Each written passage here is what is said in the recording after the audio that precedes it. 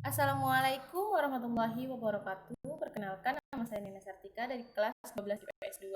Saya ingin mempresentasikan tentang biografi Kutubus Sittah dari Imam Muslim.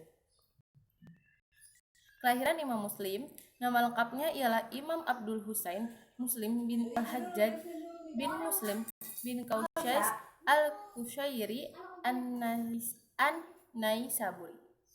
Ia juga mengarang kitab As-Sahih, terkenal dengan Sahih Muslim. Ia salah seorang ulama terkemuka yang namanya tetap dikenal. Ia dilahirkan di Naisabur pada tahun 206 Hijriah.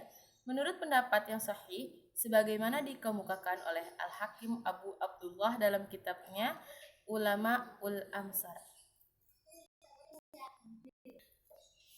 Perjalanan Imam Muslim menimba ilmu. Ia belajar hadis sejak masih dalam usia dini, yaitu mulai tahun 218 Hijriah. Ia pergi ke Hijaz, Irak, Syam, Mesir, dan negara-negara lain. Dalam perjalanannya, Imam Muslim banyak mengunjungi ulama-ulama kenamaan untuk berguru hadis kepada mereka. Di Khurasan, ia berguru kepada Yahya bin Yahya dan Ishaq bin Rahawai. Di Rai, ia berguru kepada Muhammad bin Mahran dan Abu Ansan.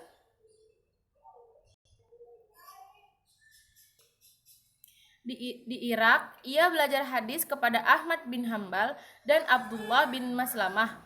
Di Hijaz, belajar kepada Sa'id bin Mansur dan Abu Zar. Di Mesir, berguru kepada Amr bin Sawad dan Harmalah bin Yahya dan kepada ulama ahli hadis lainnya.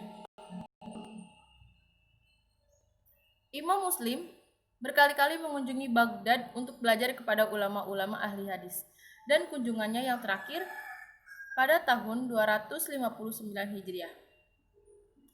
Di waktu Imam Bukhari datang ke Naisabur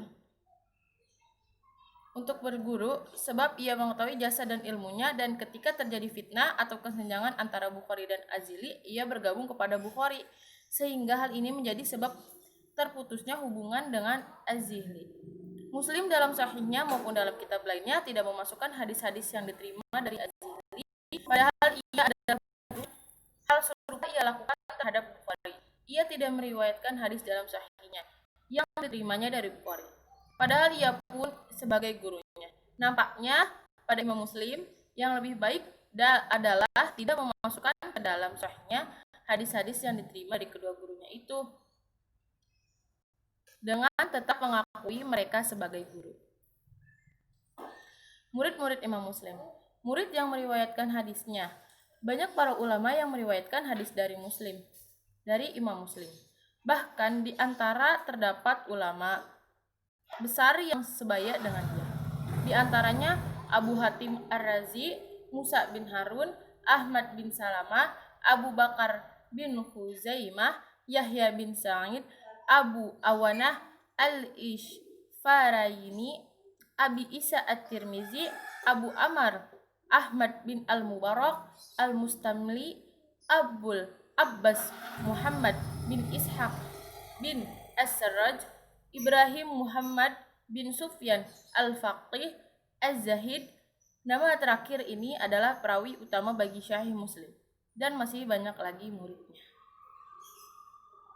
Guru-guru Imam Muslim, guru-gurunya yang menjadi gurunya diantaranya Utsman bin Affan dan Abu Bakar, keduanya putra Abu Syaibah bin Farak, Abu Kamil Ajuri, Zuhair bin Harb, Amr An-Naqid, Muhammad bin Al-Musanna, Muhammad bin Yasar, Harun bin Sa'id Al-Aili, Qutaibah bin Sa'id, dan lain sebagainya. Kitab Sahih Imam Muslim, di antara kitab-kitab di atas yang paling agung dan sangat bermanfaat luas serta masih tetap beredar hingga kini ialah Al-Jami' As-Sahih, terkenal dengan Sahih Muslim. Kitab ini merupakan salah satu dari dua kitab yang paling sahih dan murni sesudah Kitabullah. Kedua kitab sahih ini diterima baik oleh segenap umat Islam. Imam Muslim telah mengerahkan seluruh kemampuannya untuk meneliti dan mempelajari keadaan para perawi menyaring hadis-hadis yang diriwayatkan, membandingkan riwayat-riwayat itu satu sama lain. Imam Muslim sangat teliti dan hati-hati dalam menggunakan lafaz-lafaz dan selalu memberikan isyarat akan adanya perbedaan antara lafaz-lafaz itu. Dengan usaha yang sedemikian rupa, maka lahirlah kitab sahihnya. Bukti konkret mengenai keagungan kitab itu ialah suatu kenyataan di mana Imam Muslim menyaring isi kitabnya dari ribuan riwayat yang pernah didengarnya. Diceritakan bahwa ia pernah berkata, "Aku susun kitab sahih ini yang disaring dari 300.000 hadis." Diriwayatkan dari Ahmad bin Salamah yang berkata, "Aku menulis bersama Muslim untuk menyusun kitab sahihnya itu selama 15 tahun." Kitab itu berisi 12.000 buah hadis. Dalam pada itu, Ibnu Salah menyebutkan dari Abi Quraish Al-Hafiz bahwa jumlah hadis sahih Muslim itu sebanyak 4.000 buah hadis. Kedua pendapat tersebut dapat kita kompromikan, yaitu bahwa perhitungan pertama memasukkan hadis-hadis yang berulang-ulang penyebutannya, sedangkan perhitungan kedua hanya menghitung hadis-hadis yang tidak disebutkan berulang.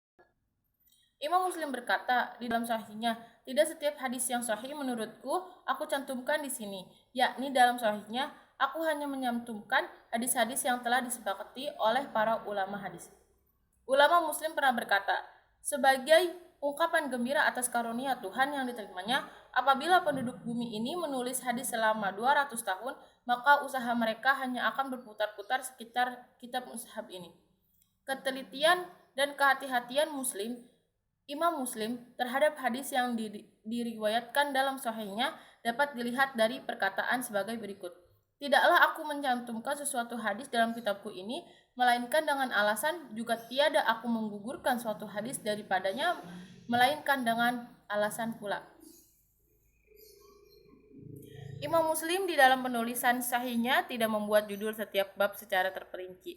Adapun judul-judul kitab dan bab yang kita dapati pada pengulas yang datang kemudian, di antara pengulas yang paling baik membuatkan judul-judul bab dan sistematika babnya adalah Imam Nawawi dalam syarahnya.